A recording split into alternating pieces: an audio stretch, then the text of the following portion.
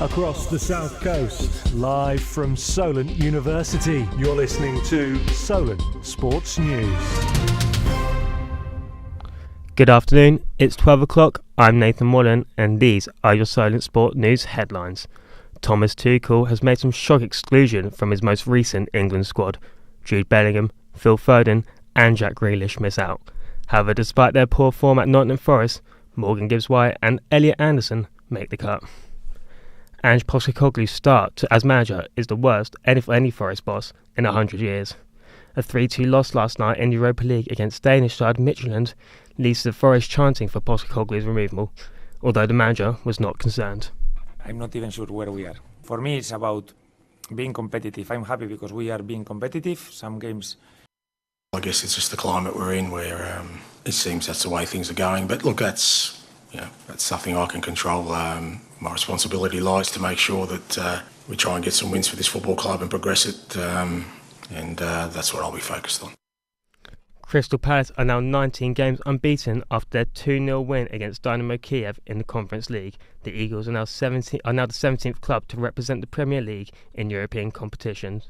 Southampton's men's team failed to return to the South Coast following their midweek 2-1 win against Sheffield United. The Saints have spent the week training at England's training ground, St George's Park. Manager Will Steele has called on his players to be fully committed in preparations for their away fixture to Derby County tomorrow.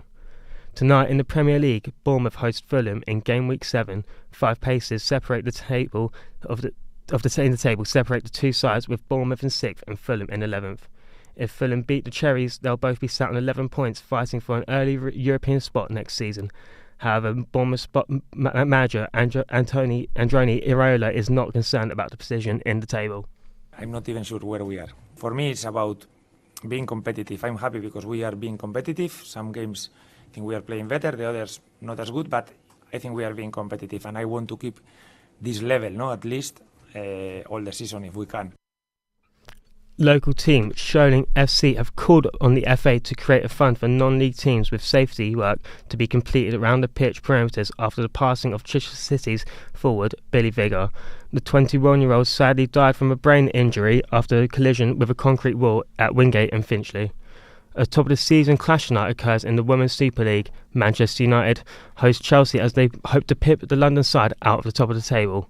From their last 5 head-to-heads, Chelsea have won 4, with United taking the other victory. MMA has returned to the South Coast this weekend with Shock and Awe 39 commencing at Portsmouth Guildhall. Following a 5-fight undefeated run at amateur level, local prospect Jack Stickler co-mains the event, making his professional debut. Stickler's original opponent Nick Fielding pulled out due to an injury, with Brazilian Jeffrey Almeida taking the bout on 1 week's notice.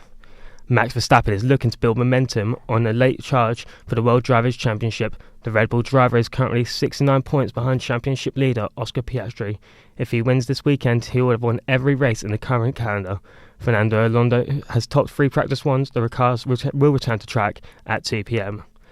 A heat hazard declaration has been made at Marina Bay. This comes to effect when temperatures reach 30 degrees at any given time during a race weekend. The drivers can be equipped with a cooling vest in order to combat the extreme conditions. England's Women's Cricket World Cup campaign is underway and off to a dream start.